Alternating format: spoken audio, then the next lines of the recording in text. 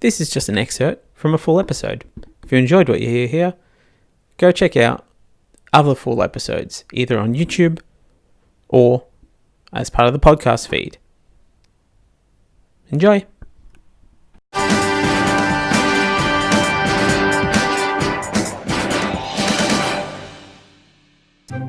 War news now. War? What is it good for? Attacking whistleblowers apparently, as the Australian coalition government has spent $3 million attacking whistleblowers. Former Nick Xenophon team centrist political submarine and newly independent Senator Rex Patrick said the taxpayer-funded pursuit of whistleblowers showed the coalition was waging a war designed to destroy their lives through the courts. Which is a bold declaration, as Australia tends to not start their own wars. We just follow America into whatever country we are liberating this week. Assuming, that is, that you count bombing weddings as liberation, which I guess some sort of Middle Eastern Rodney Dangerfield definitely would. Oh, that's okay. Well, I got a wife and kids. Oh, that reminds me. They're probably wondering where I went. I told them I'm going for coffee. That was a week ago. Patrick has said it totally undermines confidence in Australia's whistleblower laws and policies. Whistleblowers should be treated as heroes, not as criminals. Which is right on brand for Team Australia, as Team Australia is all about raising up the underdog and making criminals heroes. So this is bizarrely on brand for getting quiet Australians on board with supporting these whistleblowers, which just goes to highlight the continued incompetence of the coalition government, as they can't even scare the Australian citizens correctly.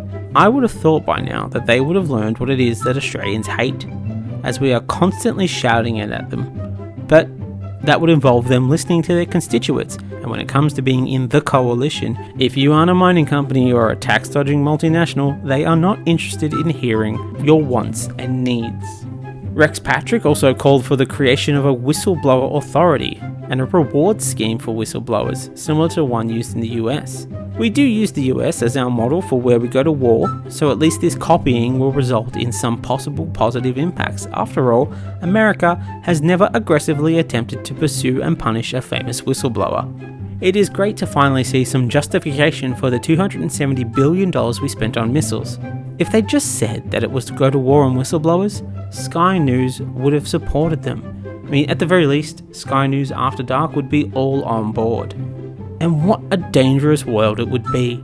Companies would actually have to be careful when attempting to force a worker back to work in an unsafe environment, lest they be held accountable for negligence, rather than just doing it out in the open and saying that they were fired for not social distancing. Governments wouldn't have to raid the home of news journalists who have received leaked information and then gone on to accurately report it. No. And besides, how would they justify runaway spending on collating some sort of all-knowing and ever-watching department of nothing to see here?